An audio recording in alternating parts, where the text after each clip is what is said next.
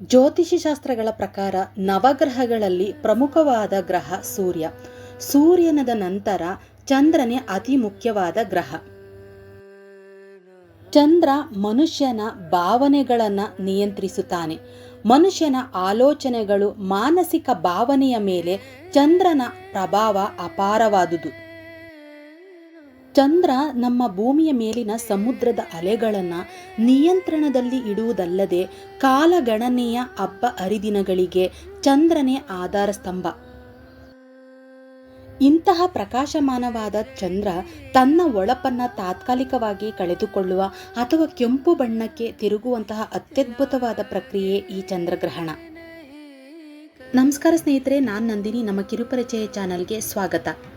ಇವತ್ತಿನ ನಮ್ಮ ವಿಡಿಯೋದಲ್ಲಿ ಚಂದ್ರಗ್ರಹಣ ಅಂದರೇನು, ನಾಳೆ ಚಂದ್ರಗ್ರಹಣ ಯಾವಾಗ ನಡೆಯುತ್ತದೆ, ಚಂದ್ರಗ್ರಹಣ ನಮ್ಮ ಭಾರತದಲ್ಲಿ ಅದು ಗೋಚರಿಸುತ್ತದೆಯೇ, ಪೂರ್ಣ ಚಂದ್ರಗ್ರಹಣ ಎಂದರೇನು, ಚಂದ್ರಗ್ರಹಣದಲ್ಲಿ ಪಾಲಿಸಬೇಕಾದಂತಹ ನಿಯಮಗಳೇನು, ಸೂತಕ ಕಾಲ ನಮಗೆ ಅನ್ವಯಿಸುತ್ತದೆಯೇ, ಚಂದ್ರಗ್ರಹಣದ ಕಾಲದಲ್ಲಿ ನಾವು ಏನು ಮಾಡಬೇಕು ಅಥವಾ ಏನು ಮಾಡಬಾರದು, ಚಂದ್ರಗ್ರಹಣ ನಮ್ಮ ಭಾರತದಲ್ಲಿ ಗೋಚರಿಸುತ್ತದೆ, ಎಲ್ಲ ವಿಚಾರವನ್ನು ಈ ವಿಡಿಯೋ ಮೂಲಕ ತಿಳ್ಕೊಳ್ತಾ ಹೋಗೋಣ ಸ್ನೇಹಿತರೆ. ವಿಡಿಯೋನ ಎಲ್ಲೂ ಸ್ಕಿಪ್ ಮಾಡಬೇಡಿ, ಲೈಕ್ ಕೊಟ್ಟು ಸಬ್ಸ್ಕ್ರೈಬ್ ಆಗೋದನ್ನು ಮರಿಬೇಡಿ.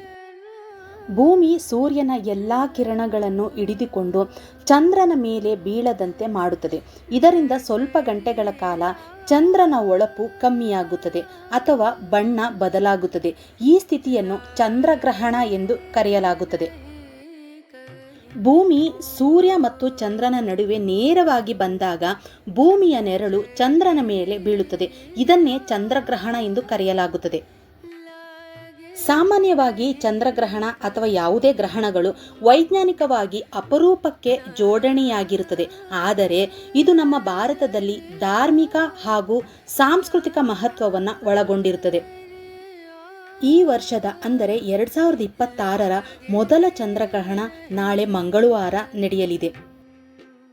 ಈ ವರ್ಷದ ಚಂದ್ರಗ್ರಹಣ ಸಿಂಹರಾಶಿಯ ಪೂರ್ವ ಪಾಲ್ಗುಣಿ ನಕ್ಷತ್ರದಲ್ಲಿ ಸಂಭವಿಸಲಿದ್ದು ಮಧ್ಯಾಹ್ನ 3:18 ಸಂಜೆ 6:48 ಚಂದ್ರಗ್ರಹಣವಿರುತ್ತದೆ. ಈ ಬಾರಿ ಸಂಪೂರ್ಣ ಚಂದ್ರಗ್ರಹಣದ ವೇಳೆ ಚಂದ್ರನು ಭೂಮಿಯ ನೆರಳಿನಲ್ಲಿ ಸಂಪೂರ್ಣವಾಗಿ ಪ್ರವೇಶಿಸುವುದರಿಂದ ಗಾಢ ಕೆಂಪು ಬಣ್ಣಕ್ಕೆ ಚಂದ್ರನು ತಿರುಗುತ್ತಾನೆ. ಇದನ್ನೇ ರಕ್ತಚಂದ್ರ ಅಥವಾ ಬ್ಲಡ್ ಮೂನ್ ಎಂದು ಕರೆಯಲಾಗುತ್ತದೆ. 2026 ಮಾರ್ಚ್ 3ರ ಪಾಲ್ಗುಣಿ ಪೂರ್ಣಿಮೆ ನಾಳೆ ಆಕಾಶದಲ್ಲಿ ಒಂದು ಅಪರೂಪದ ವಿದ್ಯಮಾನಕ್ಕೆ ಸಾಕ್ಷಿಯಾಗಲಿದೆ. ಚಂದ್ರನು ಭೂಮಿಯ ನೆರಳಲ್ಲಿ ಸಂಪೂರ್ಣವಾಗಿ ಅಡಗಿಸಲು ಸಮಯ 58 ನಿಮಿಷ ಕಾಲವಾಗಿರುತ್ತದೆ. ಅಂದರೆ ಪೂರ್ಣ ಚಂದ್ರಗ್ರಹಣದ ಕಾಲ 58 ನಿಮಿಷ ಆಗಿರುತ್ತದೆ.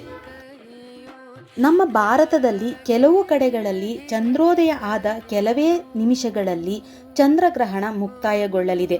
ನಮ್ಮ ಕರ್ನಾಟಕದಲ್ಲಿ ಚಂದ್ರೋದಯದ ನಂತರ 15-20 ನಿಮಿಷಗಳ ಕಾಲ ನಾವು ಚಂದ್ರಗ್ರಹಣವನ್ನು ನೋಡಬಹುದು.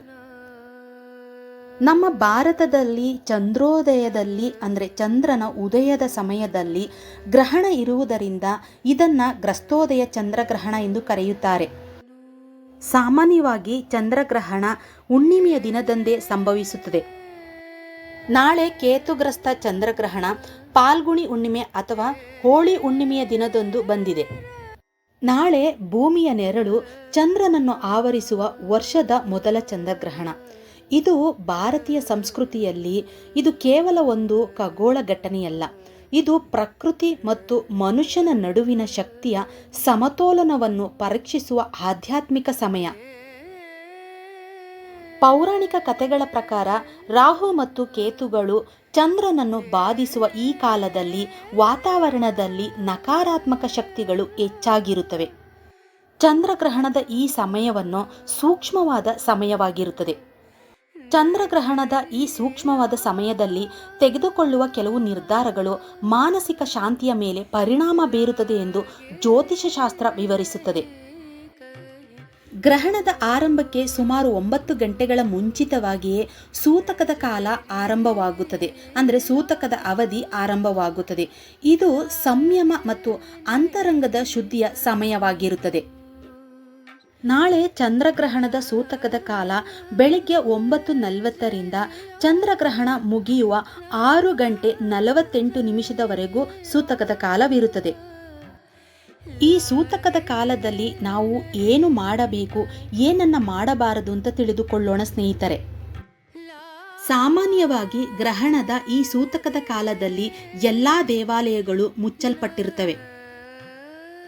ಚಂದ್ರಗ್ರಹಣದ ಸಮಯದಲ್ಲಿ ಉಪವಾಸವಿದ್ದು ಜಪ ಮತ್ತು ಧ್ಯಾನ ಮಾಡುವುದು ಶ್ರೇಯಸ್ಕರವೆಂದು ನಂಬಲಾಗುತ್ತದೆ. ಚಂದ್ರಗ್ರಹಣದ ಸಮಯದಲ್ಲಿ ಗರ್ಭಿಣಿಯರು, ವಯೋವೃದ್ಧರು ಹಾಗೂ ಮಕ್ಕಳು ಉಪವಾಸವಿರುವಂತಹ ಅವಶ್ಯಕತೆ ಇರುವುದಿಲ್ಲ. ಗರ್ಭಿಣಿಯರು ಮನೆಯಿಂದ ಹೊರಗೆ ಬರಬಾರದು. ಹಾಗೆ ಗರ್ಭಿಣಿಯರಿಗೆ, ಮಕ್ಕಳಿಗೆ, ವಯೋವೃದ್ಧರಿಗೆ ಉಪವಾಸ ಇರುವಂತಹ ನಿಯಮವನ್ನು ಪಾಲಿಸುವಂತಿಲ್ಲ. ಗ್ರಹಣದ ಸಮಯದಲ್ಲಿ ಜಪ ಮಾಡುವುದು, ಧ್ಯಾನ ಮಾಡುವುದು, ದಾನ ಧರ್ಮದ ಕಾರ್ಯಗಳಲ್ಲಿ ತೊಡಗಿಸಿಕೊಳ್ಳುವುದು ಹೆಚ್ಚು ಪುಣ್ಯಕರವೆಂದು ನಂಬಲಾಗುತ್ತದೆ. ನಾಳೆ ಚಂದ್ರಗ್ರಹಣದ ಸಮಯದಲ್ಲಿ ನಕಾರಾತ್ಮಕ ಪ್ರಭಾವಗಳನ್ನು ಕಡಿಮೆ ಮಾಡಲು ಕಪ್ಪು ಎಳ್ಳು ಹಾಗೆ ಸಾಸಿವೆ ಎಣ್ಣೆಯನ್ನು ದಾನ ಮಾಡುವುದು ತುಂಬ ಒಳ್ಳೆಯದು ಎಂದು ನಂಬಲಾಗುತ್ತದೆ. ಗ್ರಹಣದ ಸಮಯದಲ್ಲಿ ದೇವರಿಗೆ ಅರ್ಚನೆ ಮಾಡುವಂತಿಲ್ಲ, ಆದರೆ ಧ್ಯಾನವನ್ನು ಮಾಡಬಹುದು. ನಾಳೆ ಬೆಳಿಗ್ಗೆ 9:40 ಒಳಗೆ ಅಡುಗೆಯನ್ನು ಮಾಡಿ ಮುಗಿಸಬೇಕು. ಗ್ರಹಣದ ಸಮಯದಲ್ಲಿ ಅಡುಗೆಯನ್ನು ಮಾಡಬಾರದು, ಹಾಗೆ ಊಟವನ್ನು ಕೂಡ ಮಾಡಬಾರದು. ಅಡುಗೆ ಮಾಡಿ ಊಟ ಏನಾದರೂ ಉಳಿದಿದ್ದರೆ ಅದಕ್ಕೆ ತುಳಸಿಯ ಎಲೆಗಳನ್ನು ಹಾಕಿ ಇಡಬೇಕಾಗುತ್ತದೆ. ಆಧ್ಯಾತ್ಮಿಕವಾಗಿ ಗ್ರಹಣದ ಸಮಯದಲ್ಲಿ ಭೂಗ್ರಹದ ಸುತ್ತಲಿನ ಗಾಳಿಯು ಅಶುದ್ಧವಾಗಿರುತ್ತದೆ. ಇದೇ ಕಾರಣಕ್ಕೆ ಅಡುಗೆಯನ್ನು ಮಾಡಬಾರದು, ಹಾಗೆ ಏನನ್ನು ಆ ಸಮಯದಲ್ಲಿ ತಿನ್ನಬಾರದು ಎಂದು ಹೇಳಲಾಗುತ್ತದೆ. ನಾಳೆ ಚಂದ್ರಗ್ರಹಣದ ಸಮಯದಲ್ಲಿ ಶುಭ ಕಾರ್ಯಗಳನ್ನು ಮಾಡಬಾರದು. ಅಂದರೆ ಗೃಹ ಪ್ರವೇಶ, ಮದುವೆ, ದೇವರ ಪೂಜೆಗಳಂತಹ ಶುಭ ಕಾರ್ಯಗಳನ್ನು ಮಾಡುವಂತಿಲ್ಲ. ಚಂದ್ರಗ್ರಹಣದ ಸಮಯದಲ್ಲಿ ನಿದ್ದೆಯನ್ನು ಮಾಡಬಾರದು. ಗ್ರಹಣದ ಸಮಯದಲ್ಲಿ ದೇವಸ್ಥಾನಗಳನ್ನು ಮುಚ್ಚಿರುವುದರಿಂದ ಆ ಸಮಯದಲ್ಲಿ ದೇವಸ್ಥಾನಗಳಿಗೆ ಹೋಗಬಾರದು. ಗ್ರಹಣದ ಸಮಯದಲ್ಲಿ ದೇವರ ಫೋಟೋಗಳು ಅಥವಾ ದೇವರ ವಿಗ್ರಹಗಳನ್ನು ಮುಟ್ಟುವಂತಿಲ್ಲ, ಹಾಗೆ ದೇವರಿಗೆ ಪೂಜೆಯನ್ನು ಸಲ್ಲಿಸುವಂತಿಲ್ಲ. ಗ್ರಹಣದ ಸಮಯದಲ್ಲಿ ವಿಶೇಷವಾಗಿ ಪ್ರಯಾಣ ಮಾಡಬಾರದೆಂದು ನಂಬಲಾಗುತ್ತದೆ.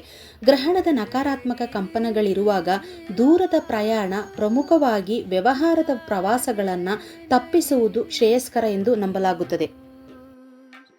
ದೂರದ ಪ್ರಯಾಣ ಅನಿವಾರ್ಯವಾಗಿದ್ದರೆ ಮನೆಯ ದೇವರನ್ನು ಅಥವಾ ಇಷ್ಟ ದೇವತೆಯನ್ನು ಸ್ಮರಿಸಿ ಮನಸ್ಸಿನಲ್ಲಿ ಧನಾತ್ಮಕ ಆಲೋಚನೆಗಳನ್ನು ಇಟ್ಟುಕೊಂಡು ಪ್ರಯಾಣವನ್ನು ಮಾಡಬೇಕು. ದೂರದ ಪ್ರಯಾಣದ ನಂತರ ಸ್ನಾನವನ್ನು ಮಾಡಿ ಶುಭ್ರವಾದ ವಸ್ತ್ರವನ್ನು ಧರಿಸಿ ದೇವರಿಗೆ ಪ್ರಾರ್ಥನೆಯನ್ನು ಸಲ್ಲಿಸುವುದರಿಂದ ಗ್ರಹಣದ ನಕಾರಾತ್ಮಕ ಪ್ರಭಾವಗಳು ಕಡಿಮೆಯಾಗುತ್ತದೆ ಎಂದು ನಂಬಲಾಗುತ್ತದೆ. ಗ್ರಹಣದ ಸಮಯದಲ್ಲಿ ಪಂಚಾಕ್ಷರಿ ಮಂತ್ರ ಅಂದರೆ ಓಂ ನಮಃ ಶಿವಾಯ ಅಥವಾ ಚಂದ್ರ ಗಾಯತ್ರಿ ಮಂತ್ರ ಜಪಿಸುವುದು ಉತ್ತಮ. ಚಂದ್ರಗ್ರಹಣದ ಸಮಯದಲ್ಲಿ ಹನುಮಾನ್ ಚಾಲೀಸ್ ಪಠಿಸುವುದು ಇನ್ನೂ ಹೆಚ್ಚು ಶ್ರೇಯಸ್ಕರವಾಗಿರುತ್ತದೆ. ಗ್ರಹಣ ಮುಗಿದ ಮೇಲೆ ತಲೆಗೆ ಸ್ನಾನವನ್ನು ಮಾಡಿ ಶುಭ್ರವಾದ ವಸ್ತ್ರವನ್ನು ಧರಿಸಿ ಮನೆಯಲ್ಲಿ ಇರುವಂತಹ ದೇವರ ಕೋಣೆಯನ್ನು ಶುಚಿಗೊಳಿಸಿ ದೇವರ ಸಾಮಾನುಗಳನ್ನೆಲ್ಲ ತೊಳೆದು ದೇವರನ್ನು ಪೂಜಿಸಬೇಕಾಗುತ್ತದೆ. ಗ್ರಹಣ ಮುಗಿದ ಮೇಲೆ ಮನೆಯಲ್ಲಿ ಪೂಜೆಯನ್ನು ಸಲ್ಲಿಸಿ ಮನೆಯ ಅಕ್ಕಪಕ್ಕದಲ್ಲಿ ಇರುವಂತಹ ದೇವಸ್ಥಾನಗಳಿಗೆ ಭೇಟಿ ಕೊಟ್ಟು ದೇವರ ಆಶೀರ್ವಾದವನ್ನು ಪಡೆಯುವುದು ಇನ್ನೂ ಒಳ್ಳೆಯದು. ಗ್ರಹಣದ ಸಮಯದಲ್ಲಿ ಮಾಡುವಂತಹ ಜಪ, ಧ್ಯಾನ ಹಾಗೆ ಬೇರೆಯವರಿಗೆ ನಾವು ಮಾಡುವಂತಹ ಅಥವಾ ಕೊಡುವಂತಹ ದಾನ 7 ಪಟ್ಟು ಪುಣ್ಯ ಸಿಗುತ್ತದೆ ಎಂದು ನಂಬಲಾಗುತ್ತದೆ.